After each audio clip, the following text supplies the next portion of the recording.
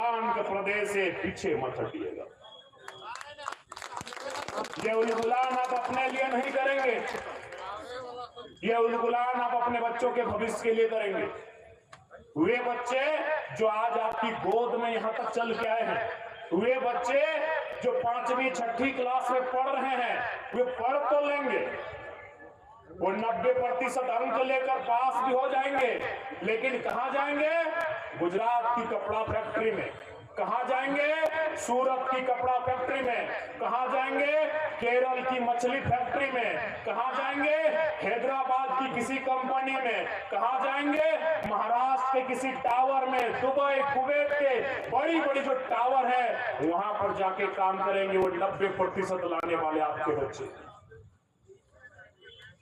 आप बताइए ना, जब मैट्रिक की परीक्षा होती है, इंटर की परीक्षा होती है, और जब हमारे घर से हमारा कोई भाई, हमारी कोई बहन अगर स्कूल में टॉप करती है, कितना गर्व होता है। हम लोग फेसबुक में लगाते हैं स्टोरी, हम लोग व्हाट्सएप में स्टोरी लगाते हैं, हम लोग इंस्टाग्राम में स्टोरी लगाते हैं कि नहीं? कांग्रेचुलेशन, बधाई देते हैं कि नहीं? लेकिन ईमानदारी से बोलिए, 5 साल के बाद वो बच्चे कहां होते हैं?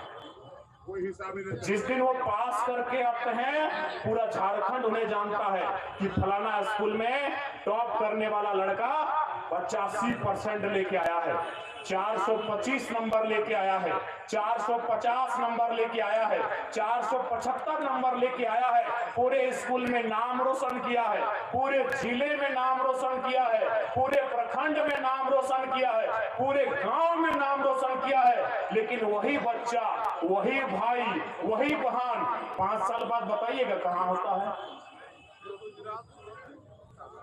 वही टॉप करने वाला बच्चा, मैट्रिक में, इंटर में क्वेश्चन पेपर को धुआं करने वाला बच्चा 5 साल बाद कहां होता है? क्या आपके पास हिसाब है?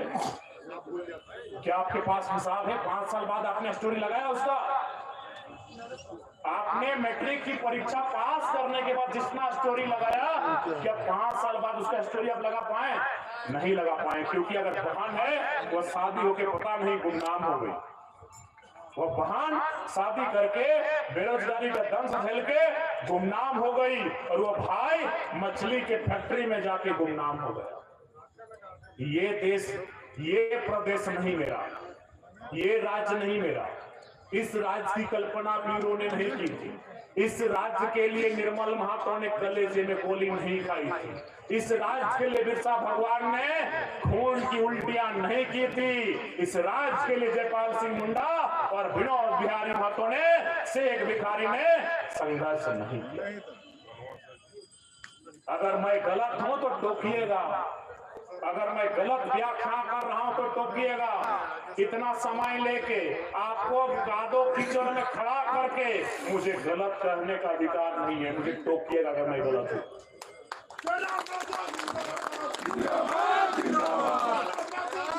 आज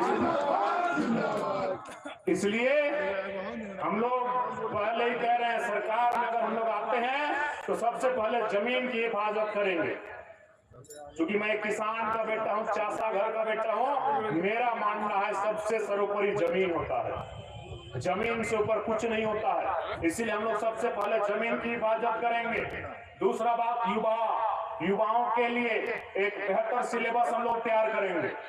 हम लोग सिलेबस भी सरकार तय करेगी और परीक्षा की तारीख भी कैलेंडर में सरकार सेट करेगी। आज देखिए, सिलेबस को लेकर हमारे भाई लोग आंदोलन कर रहे हैं। उनका तर्क है कि झारखंड का सिलेबस ऐसा लग रहा है मानो ये यूपीएससी का सिलेबस है। सही बात है, सही बात है। बाकायदा आज इस देश में शिक्षक तो बहुत सारे हैं, यूट्यूब के माध्यम से आप जानते हैं, खान सर को जानते हैं, ओझा सर को जानते हैं, विकास दिव्य कीर्ति को जानते हैं। विकास दिव्य कीर्ति ने एक स्टेटमेंट दिया था कि झारखंड के सिलेबस को देखने के बाद ऐसा लगता है कि ये झारखंड सरकार का नहीं, भारत सरकार का सिलेबस है। ये कि हम लोग अभी बच्चे हैं, हम लोग नौसिखिए हैं, लेकिन ये स्टेटमेंट इस भारत देश के एक सम्मानित व्यक्ति का है, डॉक्टर विकास विकृति, जिन्होंने 23 साल की उम्र में आईएएस की परीक्षा को क्रैक किया था कि झारखंड का सिलेबस लगता है यूपीएससी का सिलेबस। क्यों सवाल उठता है, क्यों? ना झारखंड ही है जो चारागाह है, जहां की सीटों को, जहां की नौकरियों को धड़ल्ले से बेचा जा सकता है। बंगाल में आप नौकरियों को नहीं दे सकते हैं क्योंकि वहां बांग्ला भाषा अनिवार्य है। उड़ीसा में आप नौकरियों को नहीं दे सकते हैं, वहां उड़िया भाषा अनिवार्य है। ये झारखंड है भैया, ये बाबा जी का ढाबा है, लुटते रहिए लुटते रहिए लुटते रहिए। ये झारखंड बाबा जी का ढाबा है। इसीलिए सिलेबस, चूंकि जो लोग परीक्षा में बैठ भी जाएंगे वो सिलेबस के अकॉर्डिंग परीक्षा को क्रैक नहीं कर पाते। क्यों? झारखंड के बच्चे तैयारी कैसे करते हैं? वो खेती बाड़ी भी करते हैं, माता पिता के कामों में हाथ भी बटाते हैं, परिवार का बोझ भी उठाते हैं और परीक्षा की तैयारी करते हैं। चलिए, बीएड करने वाली गांव की बेटी की जानकारी लीजिए आप। क्योंकि बीएड करने के बाद वो शिक्षक बनती है, शिक्षिका बनती है। बीएड करने वाली किसी बहन जो गांव से करती है उसकी जानकारी लीजिए।